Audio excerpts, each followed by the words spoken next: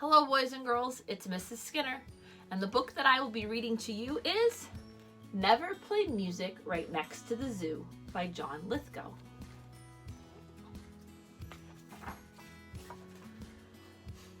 I went to a concert when I was a lad, not older than many of you.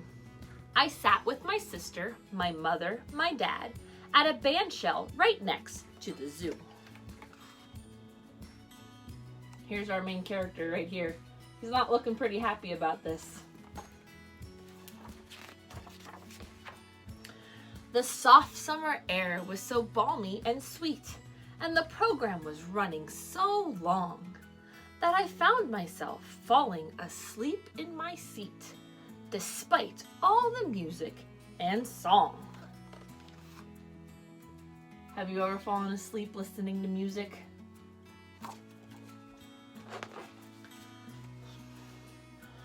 All at once, the conductor erupted with rage. A band of wild animals was storming the stage.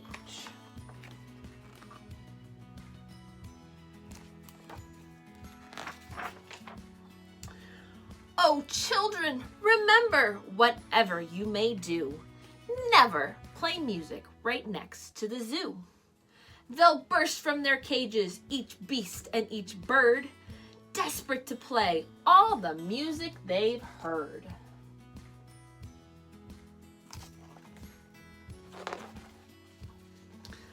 The lions and elephants, the bears and raccoons will steal away the trumpets, the flutes and bassoons.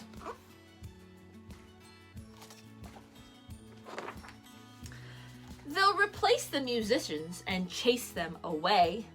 Then they'll sit in the band shell and they will play. Things are getting pretty crazy.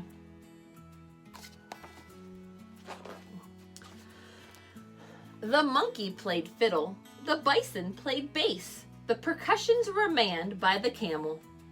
The yak played the sax until red in the face, a surprisingly musical mammal. Would you go to a concert if it was all played by animals playing instruments?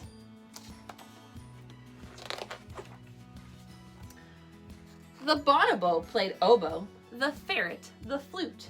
The jackal attacked the bassoon.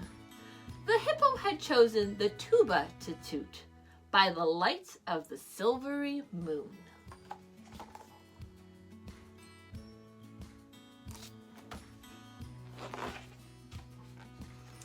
Siberian tigers, Mongolian goats, a superabundance of bestial notes.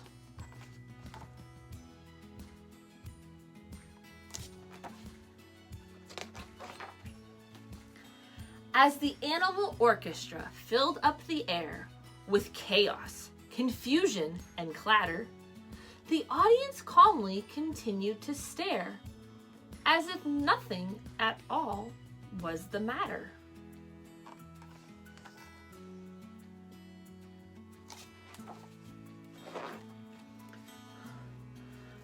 I trembled with terror, suppressing a scream, while my parents just sat there enraptured.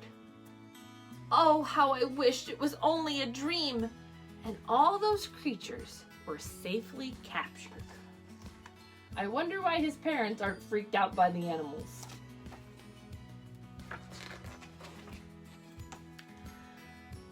But since, by the minute, I'd grown less afraid, I decided to sit back and watch while they played.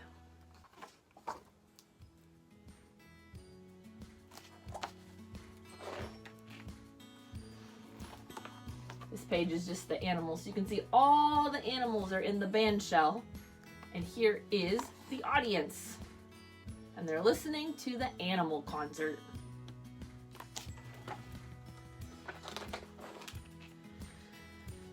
They finished and each put his instrument down, then bowed and descended the stage. Each shed his tuxedo or evening gown and hurried home to his cage.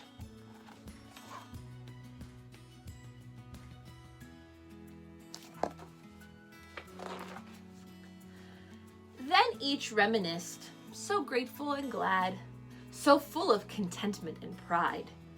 My mother, meanwhile, strolled with my dad, but my sister remained by my side.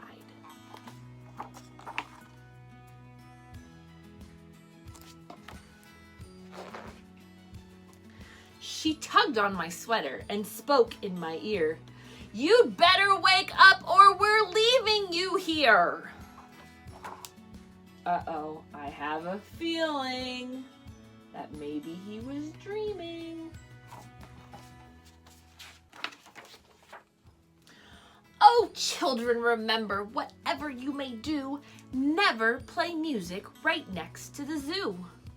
They'll burst from their cages, each beast and each bird, desperate to play all the music they've heard.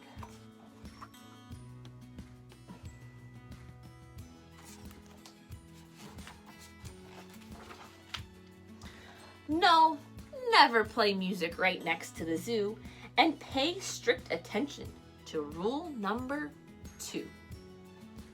Bear it in mind for the rest of your days.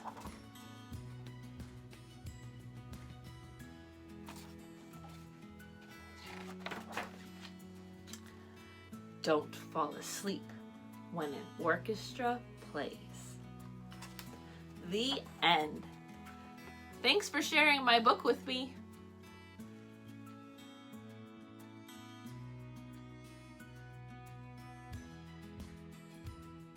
Hey there, Perry Elementary. I'm Zack, and this is my dog Ralph, and he's a therapy dog at Therapy Dogs United. And we're happy to be here with you for Read Across America Week. And I'm going to be reading you a bedtime story because it's almost Ralph's bedtime.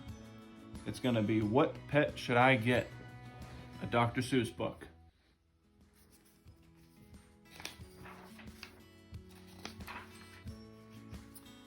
We want a pet. We want a pet. What kind of pet should we get?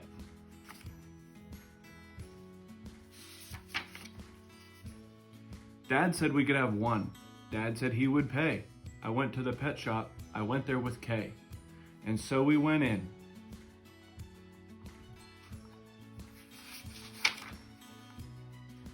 I took one fast look. I saw a fine dog who shook hands. So we shook. So I said, I want him. But then Kay saw a cat. She gave it a pat. And then she said, I want that. Then Kay said, now what do you think we should do? Dad said to pick one. We cannot take home two. Then what do you know?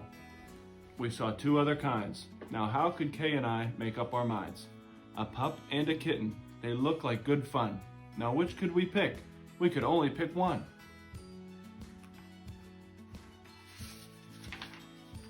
Make up your mind. The cat or the dog? The kitten? The pup? Oh boy, it is something to make up a mind. Then I looked all around. I saw something with wings. I said, look at him. We can pick one that sings. But then, look over there, said my sister Kay. We can go home with a rabbit today. Then I looked at Kay. I said, what will we do? I like all the pets that I see. So do you.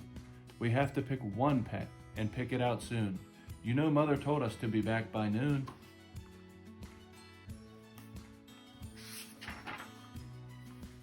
And I could have done it. I could have, I bet. I could have said, what pet should we get?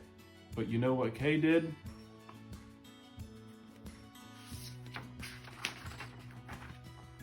Do you know what she did?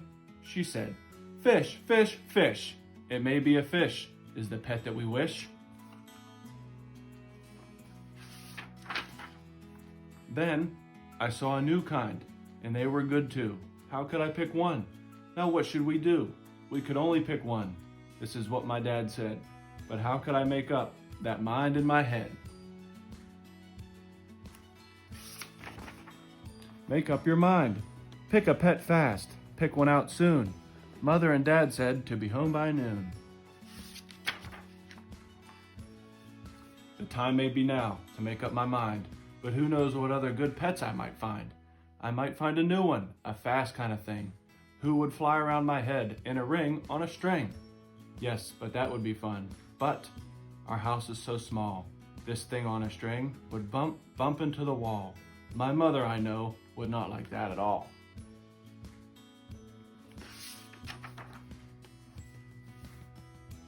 So, maybe some other good kind of pet. Another kind maybe is what we should get. We might find a new kind, a pet who is tall. A tall pet who fits in a space that is small. My mother might like this pet best of them all.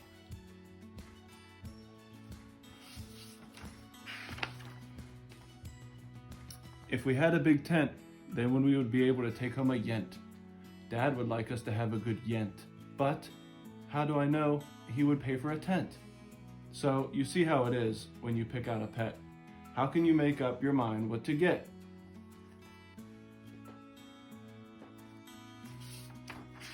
But what if we took one of each kind of pet? Then our house would be full of the pets we could get. No, Dad would be mad. We can have only one. If we do not choose, we will end up with none.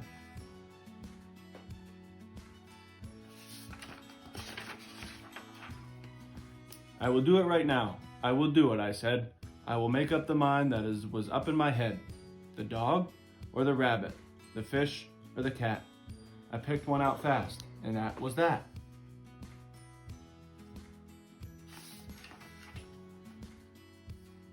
The end. I guess we'll never know. But one thing we do know is it's time for Ralph's bedtime. Thanks, and keep on reading.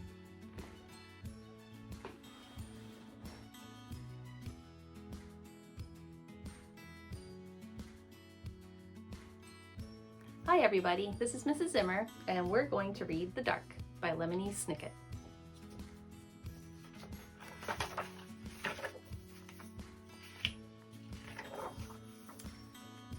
Laszlo was afraid of the dark.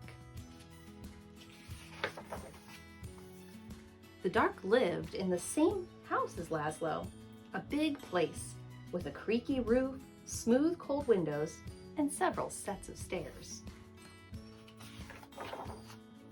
Sometimes the dark hid in the closet. Sometimes it sat behind the shower curtain. But mostly, it spent its time in the basement. All day long, the dark would wait in a distant corner, far from the squeaks and rattles of the washing machine, pressed up against some old damp boxes and a chest of drawers nobody ever opened. At night, of course, the dark went out and spread itself against the windows and doors of Laszlo's house. But in the morning, the dark would be back in the basement where it belonged. Laszlo would peek at the dark every morning. "Hi," he would say. "Hi, dark." Laszlo thought that if he visited the dark in the dark's room, maybe the dark wouldn't come visit him in his room. But one night, it did. "Laszlo," the dark said, in the dark. The voice of the dark was as creaky as the roof of the house, and as smooth and cold as the windows, and even though the dark was right next to Laszlo, the voice seemed very far away. "What do you want?" asked Laszlo. "I want to show you something," said the dark. "In here?" "No," said the dark. "Here?" "No, no," said the dark. "Downstairs." "Downstairs?" "Yes," said the dark. In Laszlo's living room was the biggest window in the house. Laszlo looked out at all the dark outside.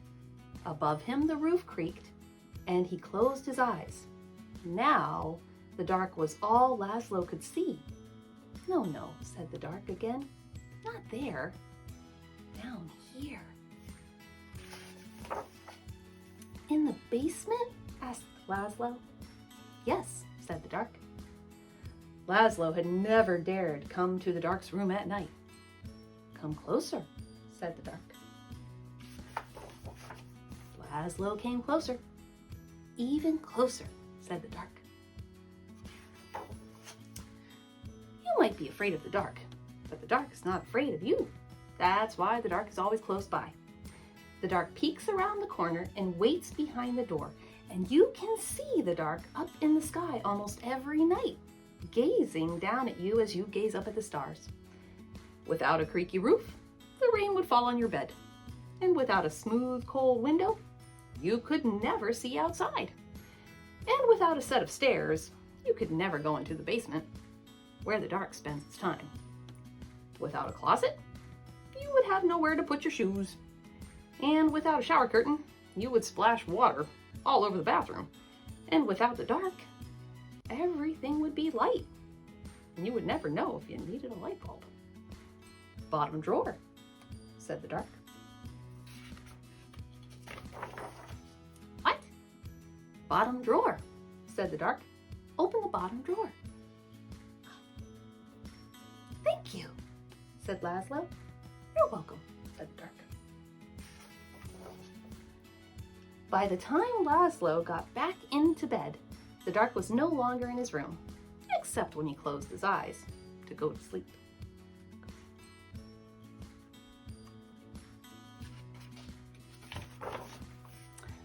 The next morning, Laszlo visited the dark in the basement.